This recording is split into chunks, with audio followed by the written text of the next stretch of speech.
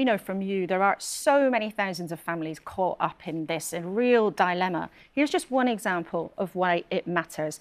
Deborah Crisp has been in touch to explain why she thinks the system has to change. 3 years ago, my 98-year-old mother had to go into a care home due to dementia and other health issues. It's a wonderful care home. She's really, really happy there. She funded it via the sale of her retirement flat, just under £200,000. And now that money has gone, the local authorities say they cannot fund her to stay where she is and she will need to be moved somewhere else. And we feel that due to her multiple health issues, it will be catastrophic for her to be moved elsewhere. And we really fear for her safety. Now, Louise Haigh, you were chair of the parliamentary group on social care, so I know it's not your job now, but you are familiar with this issue. Do you accept that the longer the government takes to make its mind up, the worse this situation gets for families, not just like Deborah's, but people stuck in here and people stuck in hospital?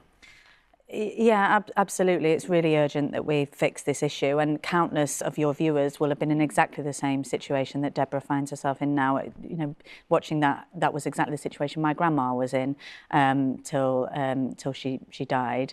It's you know, for too long we've let this problem fester, and that's why it was really important that we stepped in to establish the fair pay agreement in legislation. That was actually one of the really key things that my all-party group looked at with the previous social care minister, Gillian Keegan, when she was still in Parliament. But this is about the longer-term overhaul. Now, your manifesto said that there would be plans for a national care service.